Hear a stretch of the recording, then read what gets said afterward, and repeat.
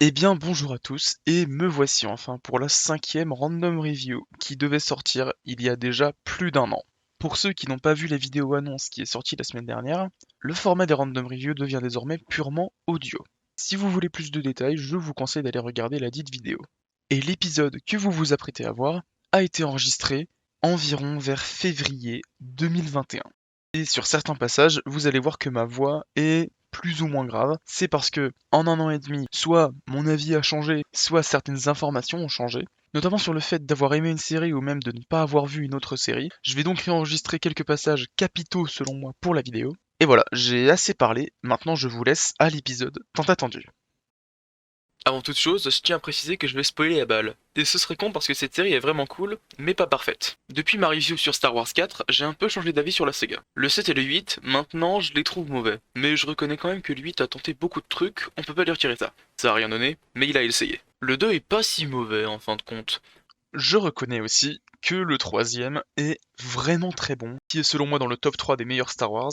Bon, je dis surtout ça parce que c'est mon troisième préféré, mais c'est vrai que j'ai été dur avec l'épisode 3 pendant mon ancienne critique. Et le 9, bah il pue toujours la merde. J'ai également vu Rogue One et Solo. J'ai trouvé Rogue One exceptionnel, et Solo bancal et mauvais. J'ai aussi vu Star Wars Rebels, et complexe, je trouve, parce qu'il y a peut-être entre 5 et 10% de la série qui vaut le coup, notamment le final de la saison 2, mais sinon je trouve que c'est juste du filler mal branlé, trop enfantin pour ce qu'il raconte. Avant de parler de la saison 2, je vais parler très rapidement de mon avis sur la saison 1. Un chasseur de primes mandalorien, surnommé Mando, a une mission, livrer une cible à un mystérieux client, un ancien de l'Empire. Mais pris d'un attachement soudain, il refuse de continuer la mission et prend soin de l'enfant. Durant toute la saison 1, on verra les épreuves que Mando traversera pendant que l'Empire essaie de récupérer l'enfant. La saison comporte 2 ou 3 excellents épisodes, mais pas mal d'épisodes filler, on se croirait dans Naruto. C'est un défaut qu'on retrouvera dans la deuxième saison, vous verrez. Les personnages sont vraiment sympas et les acteurs nickel, surtout Giancarlo Esposito. Je sais pas si je le prononce bien, mais cet acteur est génial. Le côté chasseur de primes disparaît vite pour nous proposer un autre aspect du personnage de Mando qui n'est pas un défaut, bien au contraire. Ils arrivent à lui faire dépasser son status quo pour le faire évoluer.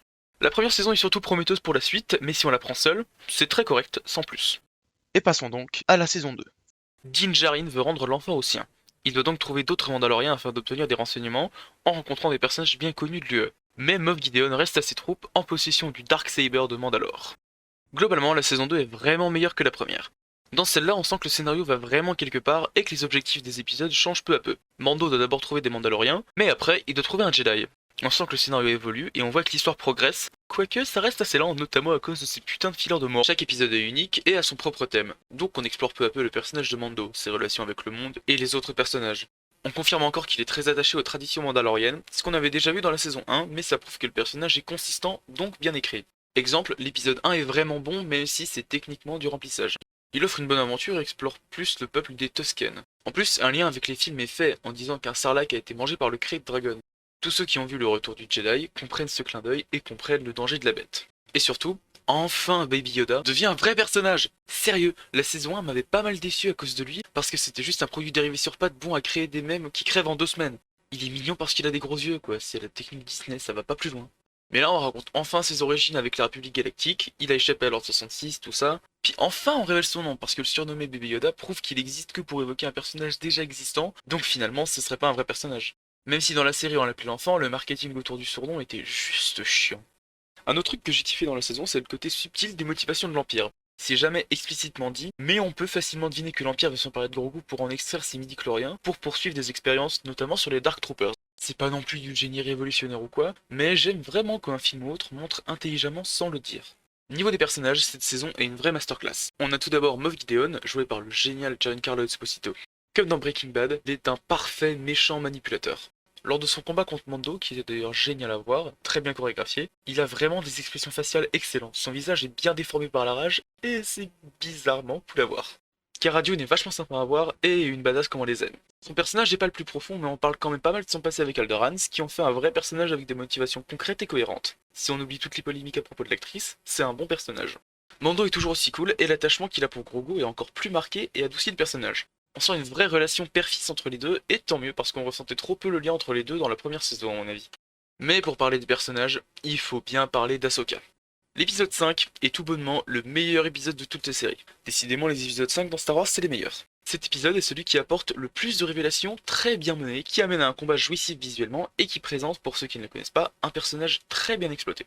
Comme dans Rebels, l'échec d'Anakin la torture, donc, simple conséquence, elle refuse de former Grogu par peur de recréer un Darth Vader. Mais le personnage n'est pas un mur non plus, elle sait se montrer attentionnée et apprend quand même un peu à Grogu. Je trouve qu'Ahsoka est vachement bien exploitée dans le seul épisode où elle apparaît. Le caméo de Luke est logique dans l'univers, et je dois avouer que j'ai fait mon fanboy dès qu'on a vu son X-Wing. J'en entends déjà certains me dire que j'ai oublié Boba Fett. Le truc c'est que je m'en branle totalement de ces persos en fait. Je sais qu'il a énormément de fans, et tant mieux pour eux, mais je vois pas ce qu'ils lui trouvent. Il a un design très sympa, et lui en a sûrement fait un badass cool. Mais dans les films, c'est juste un Darth Maul, un porte-flingue sans personnalité qui crève comme une merde. C'est tout. Sa présence dérange pas dans la série non plus, il est même plutôt sympa comme personnage. Mais j'en ai toujours autant rien à foutre. Bon, passons maintenant aux défauts de la saison, qui existent quand même malgré ses qualités. Les épisodes filler commencent vraiment à me faire chier. Ça met juste l'histoire en pause pendant un épisode sans faire progresser le scénario ou quoi. Ça prend juste du temps pour rien. Les Jawa dans la première saison, l'araignée sur la planète de glace dans l'épisode 2, etc. L'histoire est figée parce que Mando fait une quête secondaire à la con. La communication sur cette saison a été désastreuse. On savait des mois à l'avance qu'Ahsoka allait être dans la saison, donc forcément ça nique pas mal la surprise de la voir se dévoiler après qu'on l'ait vu combattre avec ses sabres. Heureusement le caméo de Luke est resté secret, et tant mieux parce que c'est le plus gros spoil de toute la saison. Et surtout une énorme incohérence ou facilité scénaristique, au choix, m'a surpris et même déçu, au point que j'ai failli rage quitter l'épisode. Dans l'épisode 7, pour accéder à une base de données impériale, Mando et Mayfield découvrent qu'il faut scanner son visage. Le plus logique serait de laisser Mayfield le faire car c'est un ancien de l'Empire. Mais non, il laisse Mando le faire alors qu'il a jamais fait partie de l'Empire. La machine accepte son visage. Je veux dire, la machine est juste là pour vérifier que t'as un visage? C'est tellement débile! Et enfin, ce qui est pour moi possiblement la plus grosse faiblesse de cette saison, on voit beaucoup trop le visage de Mando. Du coup, quand Mando dit adieu à Grogu en retirant son casque, bah la scène est moins impactante parce qu'on a vu son visage l'épisode précédent. Et vu qu'on l'a vu aussi dans la saison 1, ça aurait beaucoup mieux marché si on l'avait pas vu du tout et que c'était la première fois qu'on découvrait son visage. À part ses défauts, la série reste quand même très bien, c'est cool à voir en tant que fan de Star Wars. Surtout après avoir vu le 9, ça fait plaisir de voir une œuvre qui en a un peu quelque chose à foutre de la mythologie et de la logique. Cette saison 2 mérite un petit 15 sur 20, globalement une belle réussite. Et bien voilà, la random review est terminée. Je trouve qu'elle a moyennement bien vieilli, mais ça c'est une autre histoire. J'en profite juste pour vous dire un petit mot. Je suis en écriture de plusieurs random reviews, notamment une sur Jurassic World 3, dont j'avais entamé l'écriture il y a quelques mois quand je l'avais vu et que finalement j'ai jamais continué. Mais une qui me tient particulièrement à cœur, et qui devrait arriver dans le mois si tout se passe bien, c'est la critique du Visiteur du futur. Je vous retiens pas plus longtemps, merci d'avoir regardé cette vidéo et à la prochaine random review.